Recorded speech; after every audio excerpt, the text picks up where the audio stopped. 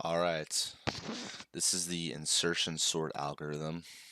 I'm Aiden Air, and this is my presentation. So, what is an insertion sort, you may ask? Well, an insertion sort, basically, the way it works is you take an array of numbers and you iterate through every number in the array and compare it to the number to the left of it, to the direct left of it, and if it's bigger, then you keep it where it is, and if it's smaller, then you swap the positions and then continue checking to the left of that to make sure it is sorted in place. The first number is always marked as sorted because there's nothing to the left to compare to, so you usually start at I equals 1, or n equals 1, I should say, and the algorithm goes to the rest of the array, comparing it to every number, and then you end up with an assorted array of values. It's an in-place sorting algorithm, as you don't need an extra array, so it doesn't take up extra memory. So at least the one good thing about this algorithm is that it doesn't require a ton of extra memory. So this is just like a little visualization to help you see what happens. So you take 23, and obviously it's marked as there's nothing left to compare to.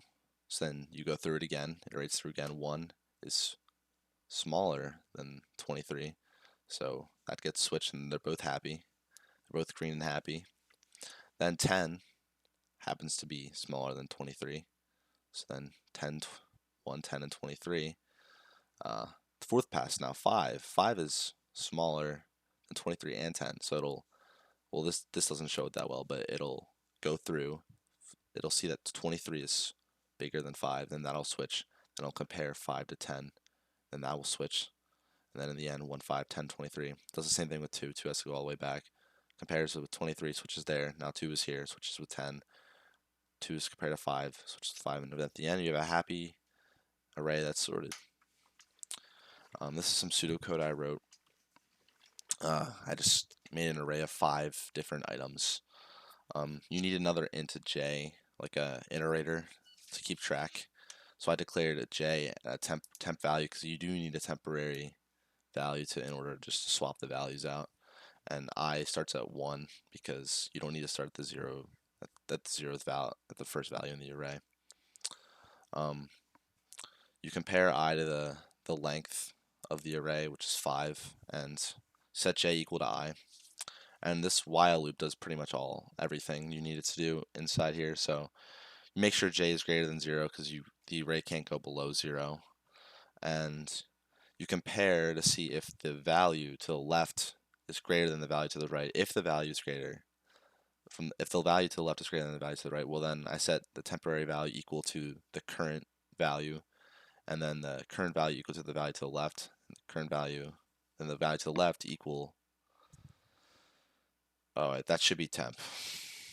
Well, anyway, I guess I messed this up, but aj minus 1, it should equal temp, not aj, because aj will be the same value, but you catch the drift, right?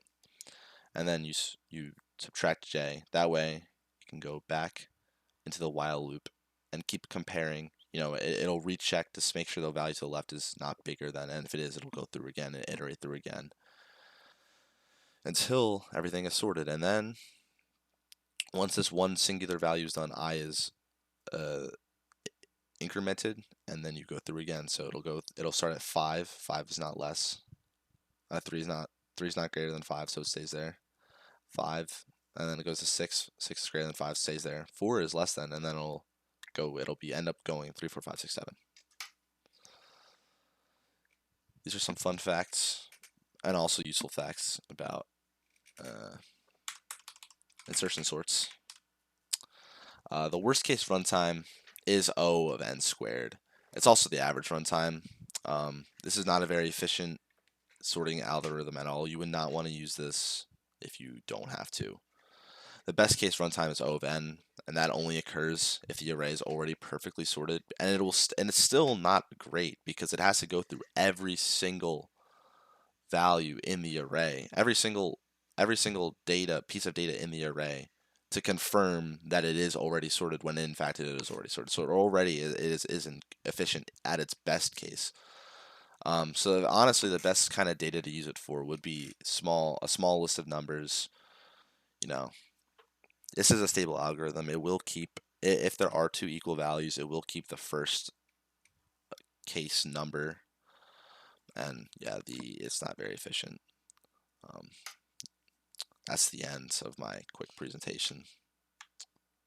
Hope you enjoyed, and hope you like the OBS that I use to record this with.